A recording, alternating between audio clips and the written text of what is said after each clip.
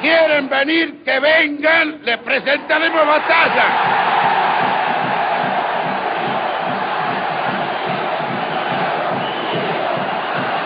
Malvinas es el último fracaso que tiene una junta de comandantes que intenta perpetuarse en el poder. Malvinas fue el colofón, pero ya había empezado antes el deterioro, el desbande de los militares. Llegamos al modelo Martínez de Hoz, que fracasa en los 80 con una crisis económica muy fuerte, que sobre todo la sufre la clase media. Hicieron mucho desaguisado económico, que no funcionó la política económica, y ahí había empezado, ya un poquito antes de Malvinas, habían empezado a producirse movilizaciones populares, reclamos. Ya se están dando las primeras manifestaciones obreras abiertas, se llevan adelante las primeras 2 huelgas contra la dictadura a fines de los 70 y a principios de los 80. Cierta relajación de la censura de prensa, había ya en los diarios y revistas como Humor. Porque hay un gran debilitamiento político del gobierno militar, del nefasto gobierno militar, de la peor dictadura militar que vivió la Argentina. Yo creo que la guerra de Malvinas tocaba las fibras más íntimas, a la gente la sumaba rápidamente a una aventura totalmente despiadada. Difícil ir en contra de esa corriente, y todo el arco, el espectro político se sumó a eso. En primer lugar, Alfonsín es el único dirigente político que se negó a sumarse a Malvinas. No se subió al camión de los sentimientos patrios más sensibles, sino que dijo, no muchachos, pero esto nos lleva a un desastre. Él sabía que esto era una aventura imposible y que la consecuencia necesaria de esto era el final de la dictadura. Y se plantó en esa postura, marcó la cuestión, y ahí se tomó distancia ya del resto del espectro político. Así que me parece que confluyó todo hacia la idea de no sumarse. Entonces, cuando terminó como terminó esta aventura militar, él apareció como una gran figura política, porque había como acertado el rumbo que tenía que seguir el país. Pero independientemente del año 82, ya anteriormente, en Argentina estaba funcionando un organismo que se llamaba la multipartidaria, donde había distintos partidos políticos, entre ellos los mayoritarios, que era el radicalismo y el justicialismo, que estaban trabajando para la reapertura de la democracia en Argentina. Y uno de los referentes de la multipartidaria era Raúl Alfonsín.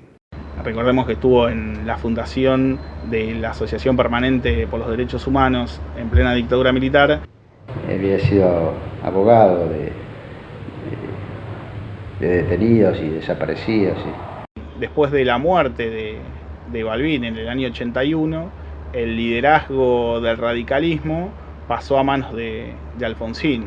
Un militante que él quería, le daba otra impronta al radicalismo.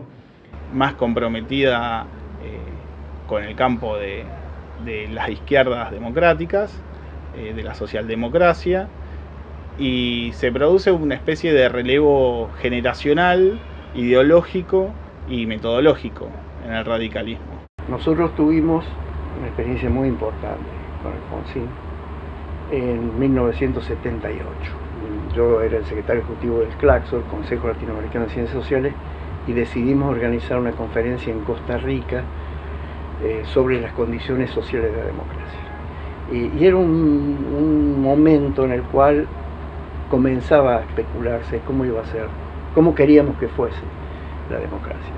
Y unos años después nos invitaron a un seminario en Alemania, digamos lo que era un poco genérico en el 78, ahí había cobrado ya mucha más precisión, porque él estaba muy fascinado con Max Weber, y ahí era su fuente. Max Weber era socialdemócrata, digamos, aparte de un sociólogo y demás. Y él llevó un trabajo sobre eso, y empezamos una discusión sobre lo que era, es decir, cómo la Argentina se había vuelto tan corporativa y cómo nosotros saldríamos del corporativismo. Cuando fuimos derrotados en Malvinas y se va Galtieri del gobierno y viene el general Viñones y se convoca a elecciones en el mes de octubre, en el radicalismo gana la interna Raúl Alfonsín. Amalgama un momento así de mucho entusiasmo, de mucha participación, de mucha alegría. Uno lo escuchaba y le venía esas ganas de la militancia y de la apertura democrática que empezaba ahí en ese momento con él. Tenía una personalidad especial. Él le daba lo mismo hablar delante de 10 personas o de 10.000.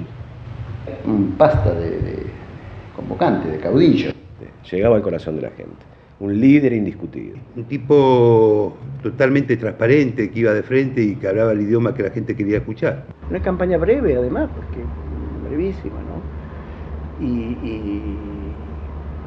él fue, yo creo que él fue recogiendo demandas e ideas que algunas tenían, qué sé, 30 años, 40 años, 50 años. Empezó siempre así, con pequeños grupos, y después cada vez se incrementaba más y más y más. Se caminó todo el país, no dejó un rincón por recorrer. Entonces era ese contacto con la gente, lo supo aprovechar perfectamente y lo supo interpretar además. Y la gente de seguridad que ya lo llevaba se ponía muy nervioso porque él era de acercarse a la gente, de conversar, de abrazarlos. Acto de una federación de box en Ferro. El 30 de septiembre del 83 convocan a Ferrocarril Oeste. Estábamos en un local ahí en la séptima circunscripción, ahí en un comité acá de Caballito, y nos tocó organizar en ese momento el Alfonsinazo en Ferro. Para el radicalismo un escenario muy poco tradicional.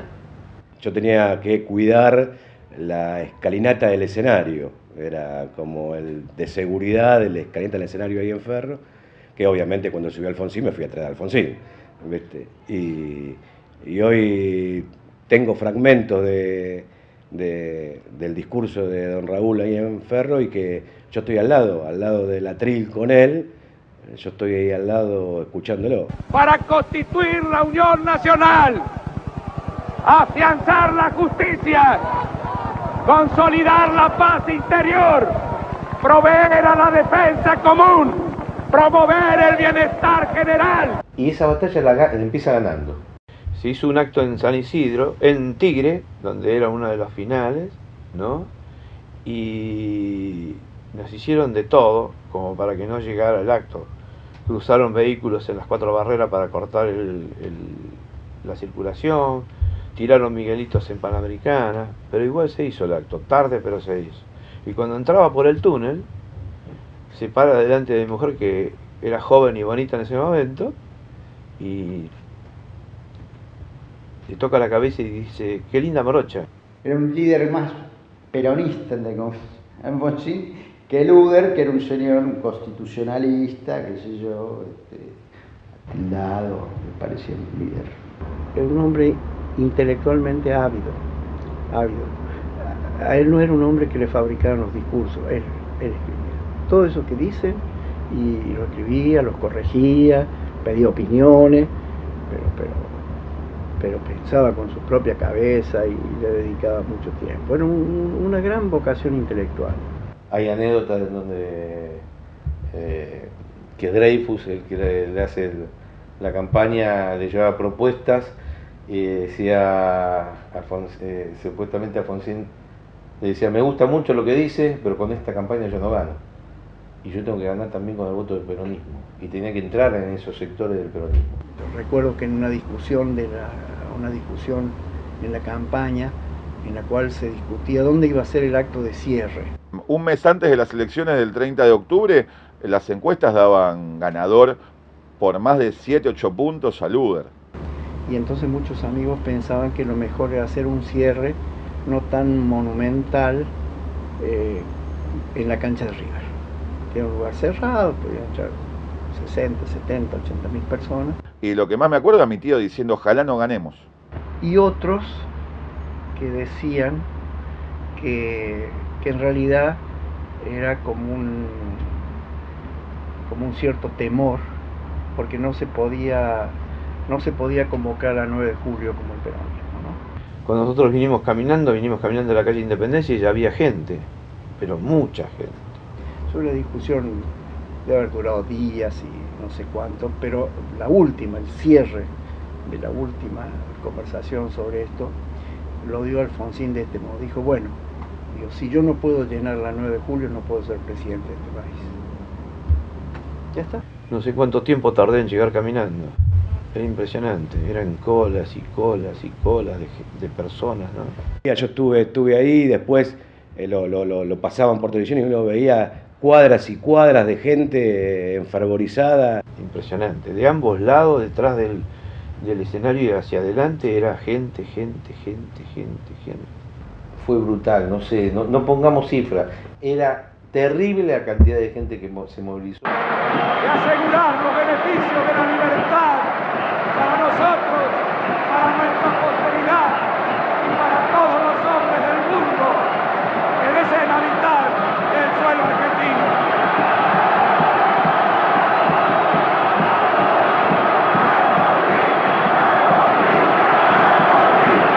Ahí se empezó a pensar que podía ganar. Primero él creía firmemente que iba a ganar, nunca tuvo ninguna duda. Porque en realidad, yo creo que está avanzada, cuando empieza a producirse la apertura partidaria y todo, la idea era que volvía el peronismo al poder. Y el panorama político era bastante desalentador, porque veníamos de un clima muy violento. Ya se venía de 10, 12 años de guerra civil en Argentina. Y me parece que Alfonsín convoca esa idea de que se puede, bajo el manto de la Constitución, todo el mundo compartir,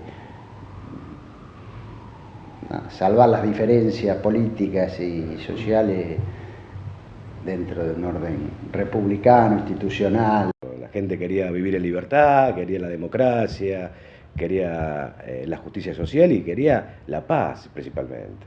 De venir tantos años de dictadura, quería paz. Y eso realmente al peronismo le hizo perder un montón de votos. Se había empezado en la política en los años 70, a los 20 años, con toda otra concepción de la política y de lo que era la actividad política, que era la concepción de los años 70. Era la guerra popular, la guerra prolongada.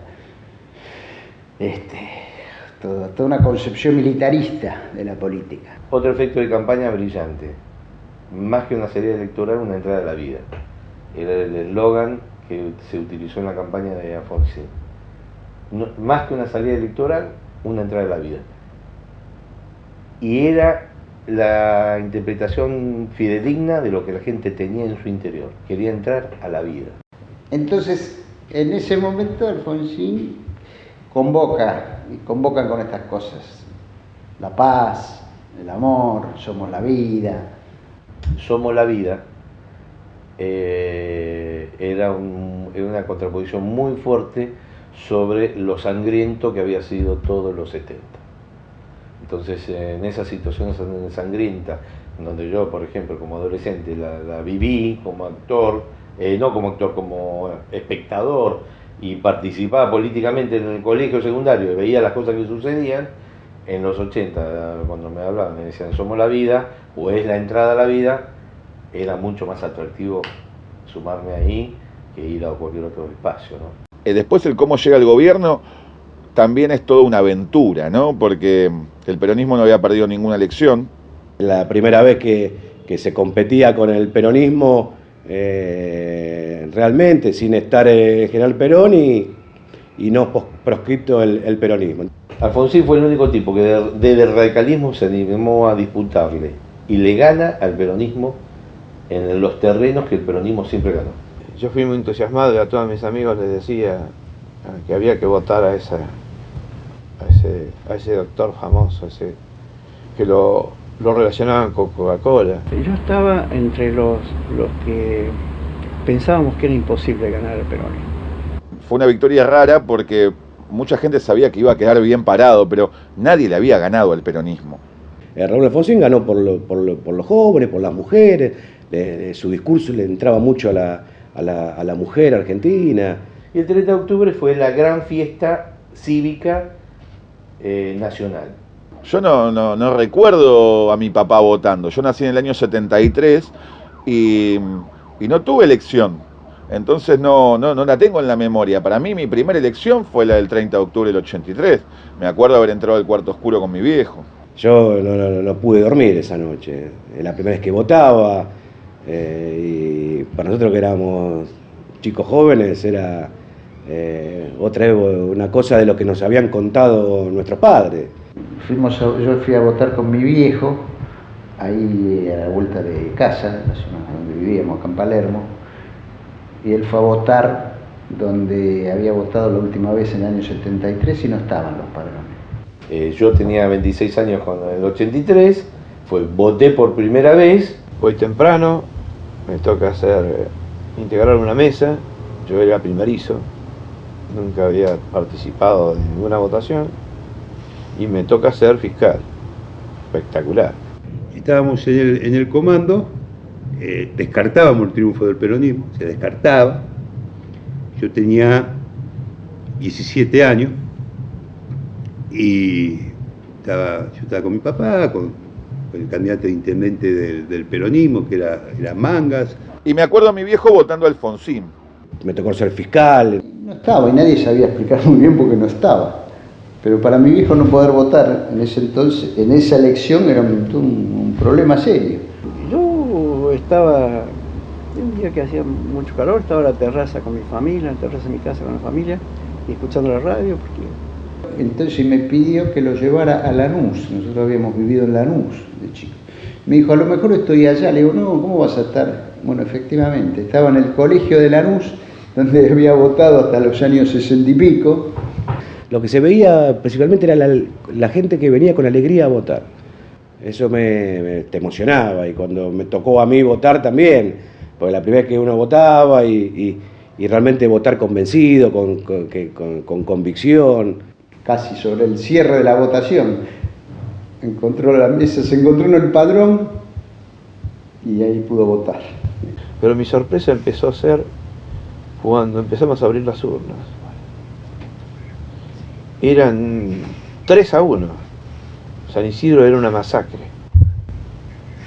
Después fue 5-1, 6-1. Yo lo que me contaban siempre ganaba el peronismo.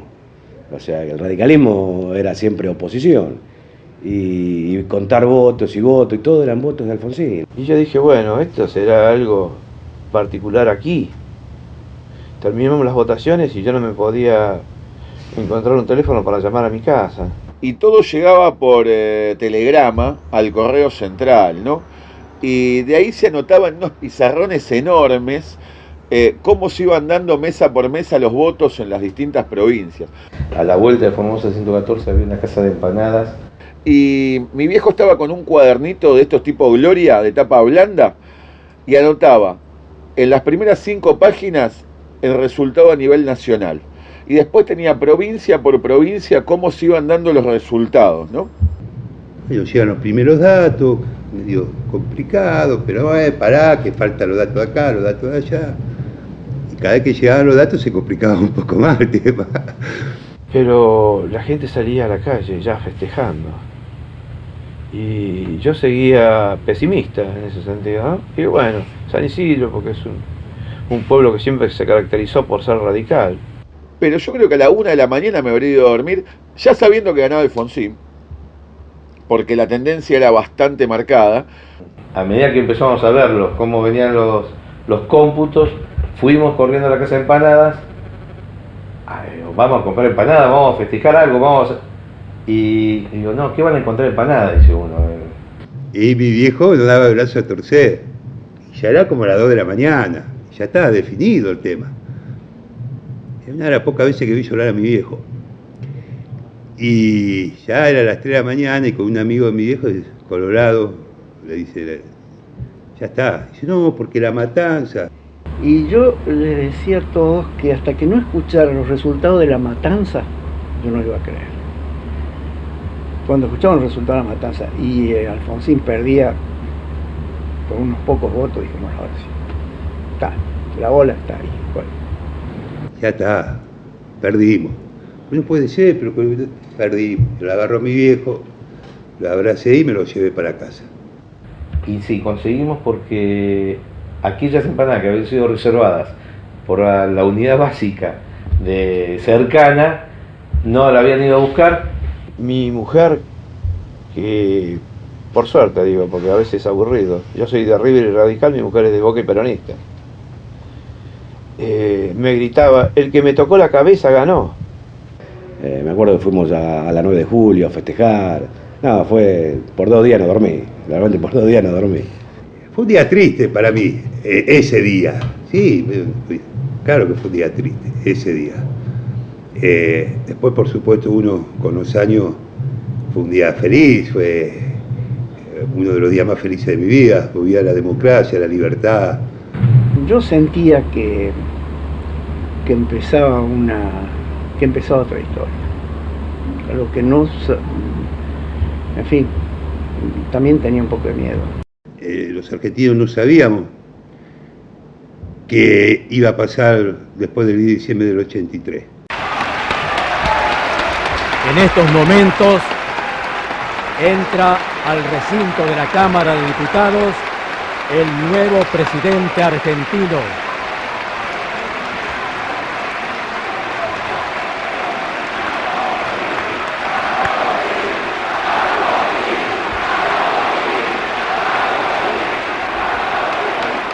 Yo, Raúl Ricardo Alfonsín, juro por Dios nuestro Señor y estos santos evangelios desempeñar con lealtad y patriotismo el cargo de presidente de la Nación y observar y hacer observar fielmente la Constitución de la Nación Argentina. Si así no lo hiciere, Dios y la Nación me lo demandan. El doctor Raúl Ricardo Alfonsín ya es el nuevo presidente constitucional de los argentinos.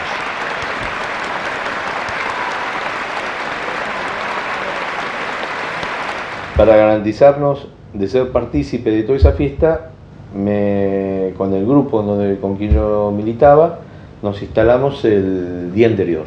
Realmente una fiesta de la democracia, una fiesta de la gente, porque la gente participó de ese acto de asunción masivamente y fue espontáneamente. Nos instalamos en Plaza de Mayo, pero con todos los... íbamos como si fuéramos a un camping, pero con todos los pertrechos de comida, que esto, que lo otro, y nos quedamos calculo que del mediodía del 9 de diciembre hasta que se acabó el acto ahí en el Cabildo. El día de la Asunción me toca a mí Cabildo y Cancillería. Yo dije, papita pa'l loro, qué fácil que me va a hacer. La pasamos, yo militaba en la Juventud Peronista, se hicieron actos festejando la bienvenida de la democracia, ¿no? Fue un día de alegría. Yo en un auto de periodismo extranjero, en contramano, por Perú. Yo estaba en casa mirándolo, no vengo de familia radical y bueno, sí se vio toda la Asunción. Se vio se vio el momento en el cual él hace el discurso. Llegamos a Cancillería, nos ubicamos, yo llego, busco un lugar, una perspectiva como para tener buen ángulo y justo me ubico en un lugar privilegiado, justo era donde lo veía al doctor Alfonsín medio de frente y con la gente que iba llegando y saludando. Para mí era un discurso largo y tedioso, en el cual no entendía absolutamente nada, pero yo estaba mirando a mi papá totalmente concentrado en el planteo que estaba haciendo un presidente de la nación elegido por el pueblo, con el cual había muchísimas expectativas, ¿no?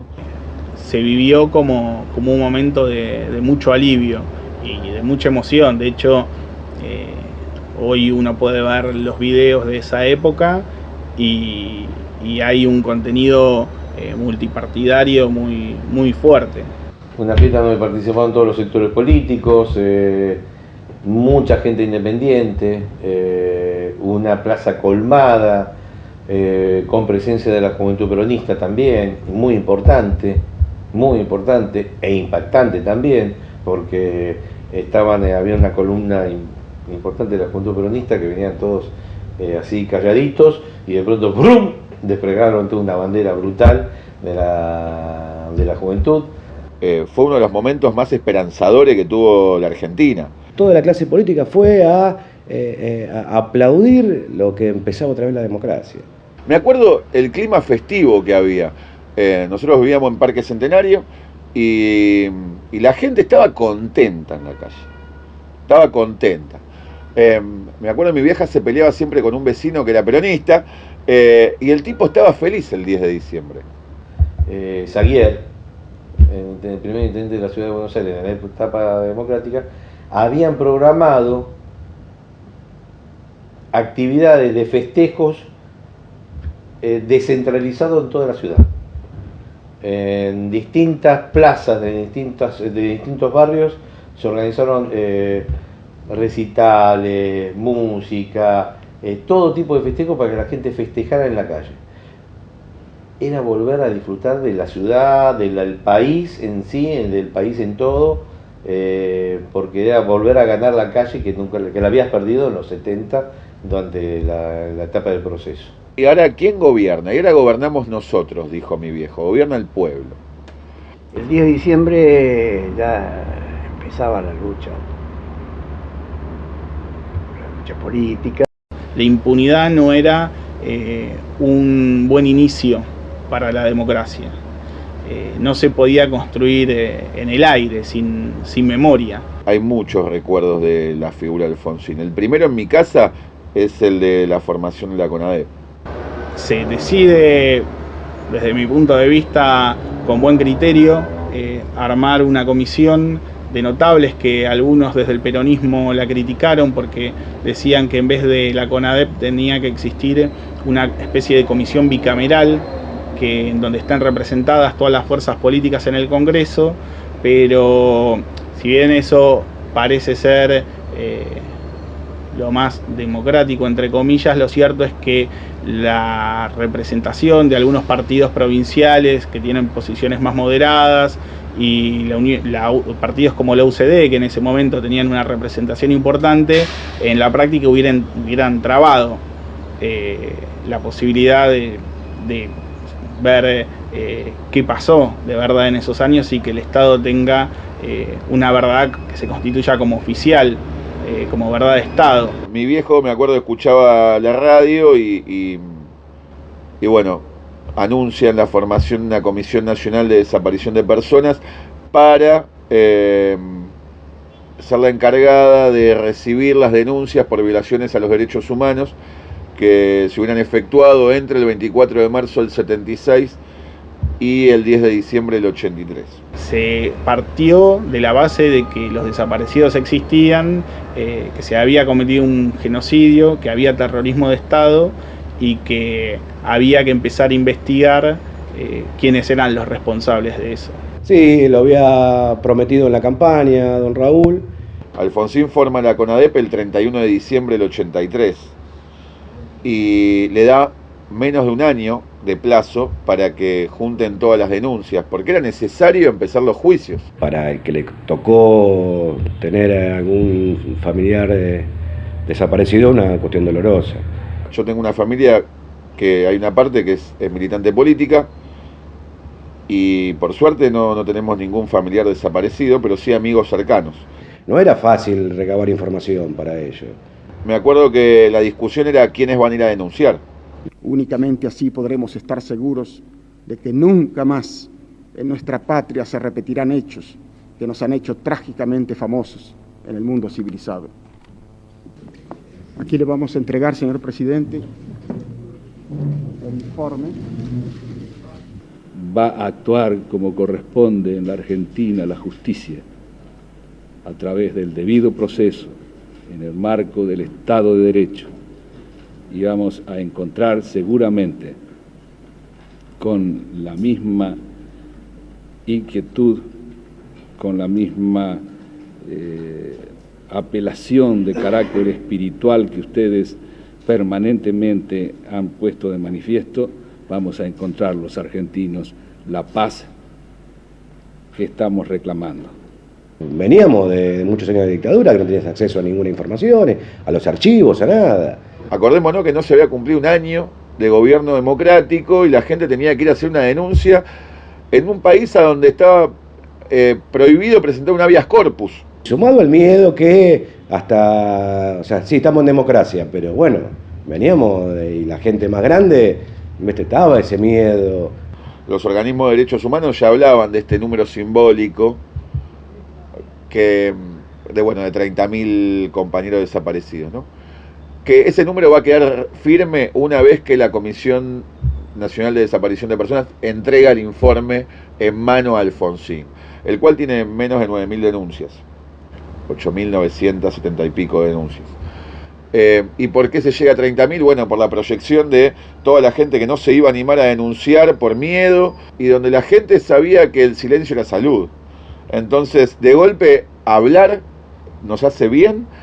Bueno, este legado alfonsinista termina con el juicio a las juntas durante el año 85, ¿no? Creo que la figura de Raúl Alfonsín y su compromiso previo con los derechos humanos llevó adelante esta idea de que no podía la democracia construirse desde la impunidad. Alfonsín optó por el no pacto, optó por la vía de no pactar la transición. Y entonces ahí se explica esto, ¿no es cierto? Es decir, ¿por qué hacer inmediatamente el juicio a la Junta? ¿Por qué no el pacto? Y una de las primeras medidas de gobierno que anuncia por cadena nacional es la derogación de la ley de autoamnistía, que le da el pie para iniciar el juicio a la Junta de Comandantes. Pienso que el juicio a la Junta es sobre todo, es comenzar con el Estado de Derecho. Es muy difícil no tomar el juicio a las juntas como un punto de partida en la reconstrucción de la democracia. Era una idea muy jugada para la época, pensar que se podía llevar adelante un juicio a los militares que habían hecho el golpe de Estado y los que a través de todos esos años habían sido responsables de la violación de derechos humanos. Porque los milicos se habían retirado, se habían ido, pero no habían perdido todo el poder. Que como bien dijo el mismo Alfonsín, no se había tomado la Bastilla. Los militares eran una fuerza, una fuerza no solo militar, sino una fuerza social muy importante y un actor político al cual nadie discutía, absolutamente nadie. Yo creo que fue superadora Nuremberg, en muchos aspectos superadora. Y ya empieza todas los grandes sueños se empezaron a concretar. Yo no podría enseñar sin tener memoria. ¿Cómo hago para dar clase de historia? Y bueno, eso lo logró Alfonsín. Era un punto de partida descomunal, político y hasta donde alcanzo a ver, jurídico y social. Yo le decía a mi viejo, ¿por qué lo están juzgando? ¿Quién juzga a esta gente? Nosotros. Pero si nosotros no le estamos preguntando nada, somos nosotros. El pueblo es el que está juzgando a esta gente. ¿Y qué va a pasar? No tengo la menor idea, me dijo mi viejo. Señores jueces, quiero renunciar expresamente a toda pretensión de originalidad para cerrar esta requisitoria. Quiero utilizar una frase que no me pertenece, porque pertenece ya a todo el pueblo argentino. Señores jueces, nunca más. Nadie podía creer eso. Nadie podía, ni yo tampoco. Quiero decir, uno, aunque fuera más joven, tenía la experiencia de las dictaduras anteriores y sabiendo que después de una venía otra. Que hoy se siga juzgando el terrorismo de Estado en la Argentina y se lo considere terrorismo de Estado es porque un tipo tuvo las pelotas de empezar los juicios. Y ese tipo se llamó Alfonsín. Porque también estaba esta idea, bueno, se hace esto, se juzga, esto es suficiente para que nunca más. Estaba esa idea que eso era más que suficiente para que nunca más se repitiera. Y bueno, y terminemos con esta parte negra de la historia. Ese era. Alfonsín le pide a los jueces que se lleven el original de todo lo que es el juicio de la Junta a algún lugar seguro. El país que recibe los originales de eso es Noruega, y los tiene abajo de la Constitución Nacional de Noruega, en un monumento en su Congreso. Ahí están los papeles originales de lo que fue el juicio de los comandantes. Acá se creía que toda esa documentación se iba a perder. Como el día de diciembre fue la fiesta de todos, Semana Santa fue la causa de todos. Yo la vi dentro del Congreso, Semana Santa. Lorenzo Pepe era diputado, mi hijo era secretario de Lorenzo Pepe, y lo vi dentro del Congreso. Era la causa de todos. No había diferencia ideológica, no había diferencia de partido.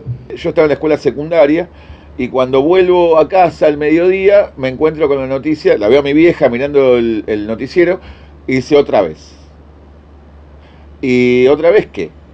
Yo ya militaba en el centro de estudiantes, otra vez. Se tenía muy cerquita lo que fue el proceso. Llega mi viejo al mediodía a laburar y bueno, llega con la noticia porque estaba escuchando la radio y todo. Y mi viejo, me acuerdo, una cara de piedra absoluta. Bueno, ¿qué carajo pasa? Le digo, explíquenme por favor, ¿qué está pasando? Que no entiendo. Entiendo lo que es un alzamiento, pero esto es un intento de golpe, salame, me dice mi viejo. Todo coincidía que era el quiebre entre la continuidad de la democracia o perder la continuidad de la democracia. Los militares tenían poder en sectores de la opinión pública, sectores de la prensa, y tenían poder de fuego y mando de tropas. Los primeros comentarios es que el autoacuartelamiento se estaba dando porque los militares no estaban a favor de algunas políticas que estaba llevando adelante el gobierno de Alfonsín, que querían devolverle a la nación sus criterios de autoridad, estaban poniendo en duda la autoridad del gobierno democrático, en cierta forma. Lo que no tenían tal vez en ese momento era el apoyo de gran parte de la población, no tenían doctrina, como sí tenían en la década del 70, ni apoyos internacionales fuertes. El sostenimiento de Alfonsín fue por la sociedad lo avalaba. Saldré personalmente a Campo de Mayo a intimar la rendición de los sediciosos.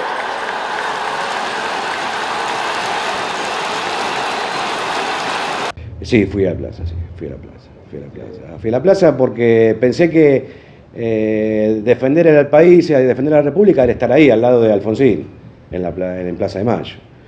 Yo tengo varios recuerdos de Semana Santa porque ahí sí estuvimos en la plaza con mis viejos. Y me acuerdo el viernes, por ejemplo, la plaza fue un día muy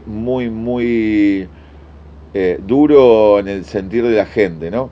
La gente estaba asustada realmente con lo que podría pasar, pero se creía que la única forma, esta cuestión que más que nada proviene del peronismo, ¿no? Esta forma de colemos todos los espacios públicos para que vean que somos muchos. Semana Santa fueron 3 días instalados en Plaza de Mayo. Como nos habíamos instalado para el día de diciembre, un día antes, bueno, ahí tuvimos 3 días instalados en Plaza de Mayo. En la Plaza de Mayo no había radicales solamente, estaba el pueblo argentino.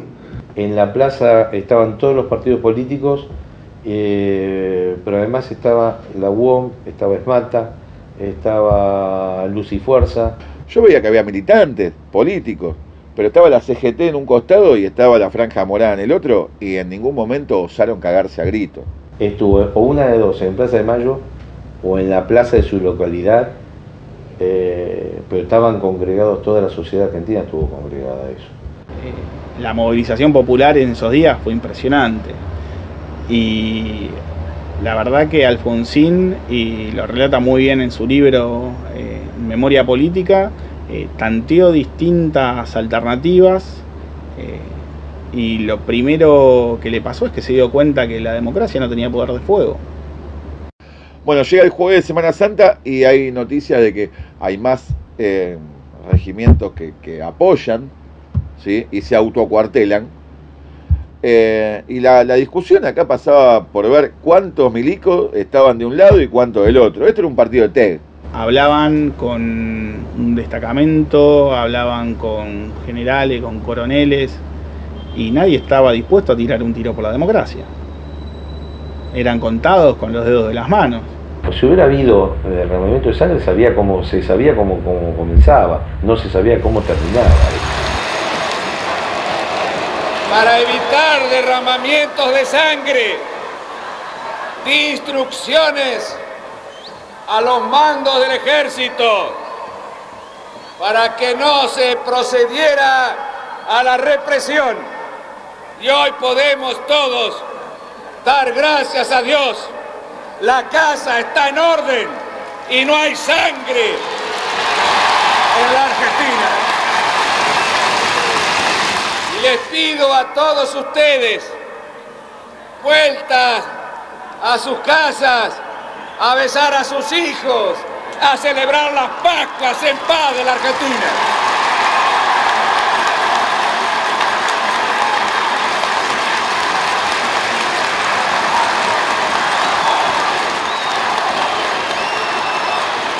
No creo que haya estado la concreción real o el intento real de hacer un golpe de Estado, sino que para mí era más que nada una demostración de fuerzas, de que esto te puede pasar. Y mirá lo factible que es, que estuvo 5 días en jaque la democracia. No fueron 10 minutos. Alfonsín quería la paz y la libertad por sobre todas las cosas. Era un tipo pacifista. Y me parece que Semana Santa fue eso, fue no dividir de vuelta el país. Pero no había un pueblo argentino que pedía a Alfonsín que salga y que corra sangre en Argentina y que tome una decisión drástica o heroica, sino que cuida a la democracia. Y Alfonsín cuidó a la democracia. No quería un enfrentamiento, aunque lo hubiese ganado, ¿no? Supongo yo, pero que él lo que pensó siempre es en la democracia. Esperaba eso, la actitud que tuvo Alfonsín. Voy a Campo de Mayo, voy a hablar con los insurgentes y vuelvo a comentar. Y acá empieza a jugar todo el aparato político, porque la oposición también sale a jugar esta movida. Cafiero era el conductor del peronismo en ese momento, la figura fuerte del peronismo.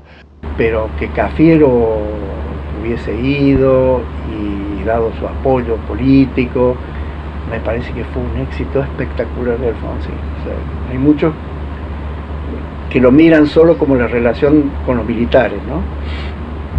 Y a mí me parece que hay que mirarlo también en el momento en que la clase política se empieza a asumir como dirigente de la República, digamos, ¿no? Y donde dicen, si esto es un momento muy grave, el peronismo va a estar aquí.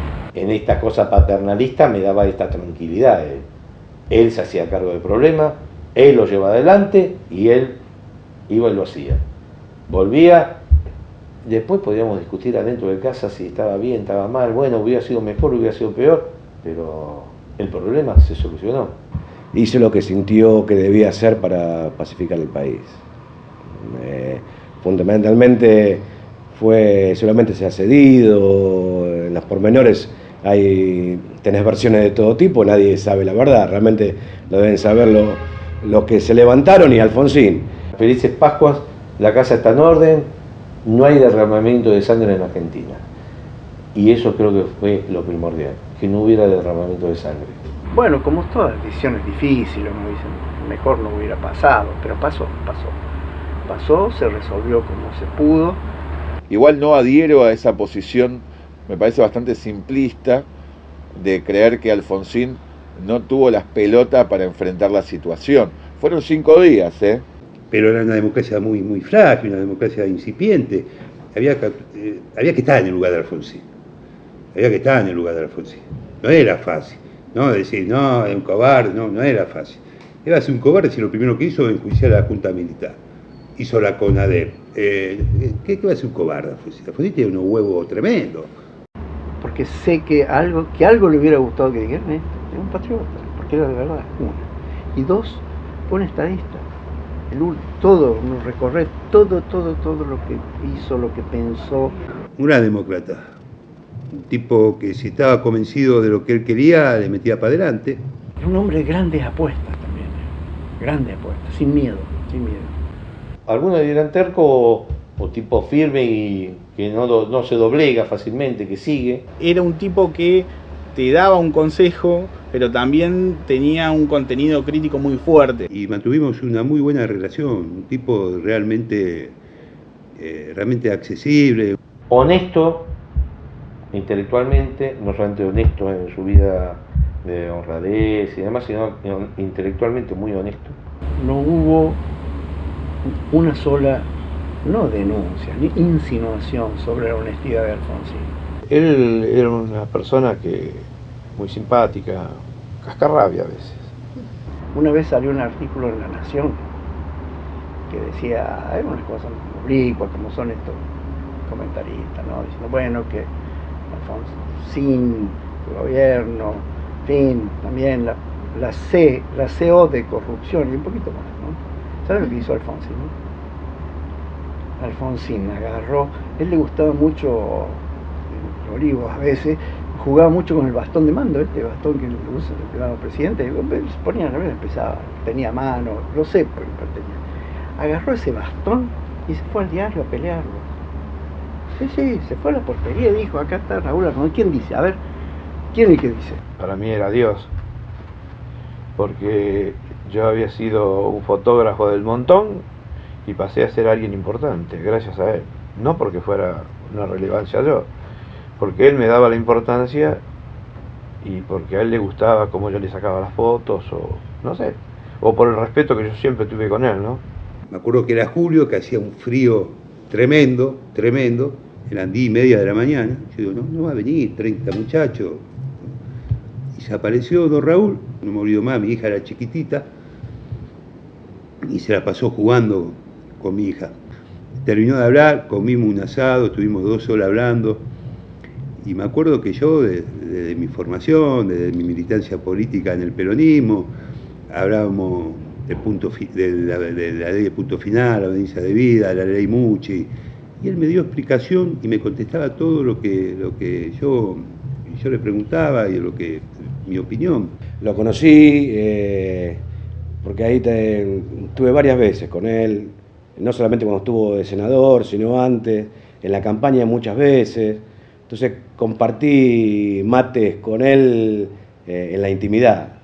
Y era un tipo que realmente yo no hablaba, era para escucharlo. Y Alfonsín era una persona con magnetismo, tenía un halo especial, por eso llegó a lo que fue, ¿no? Que llegó en el momento justo de su carrera política a hacerse el cargo o a guiar un momento en que la sociedad necesitaba una figura como la de él. Era el que trajo la democracia, el que trató de hacer lo mejor posible lo que el pueblo le había pedido. No quiero exagerar, pero si alguien me empujara un poco diría que es el fundador de la democracia argentina. Yo fui alfonsinista y soy alfonsinista y voy a morir alfonsinista. Es una figura que a medida que pasa el tiempo se va, como son las grandes figuras, ¿no? Se desprende del propio radicalismo, ¿no? Y pasa a ser una de las grandes figuras que marcaron la historia argentina. Eso creo que fue el gran conductor para establecer la democracia en Argentina para siempre. El padre de la democracia, realmente el padre de la democracia. Un gran artífice para que la Argentina hoy esté cumpliendo estos 30 años de democracia.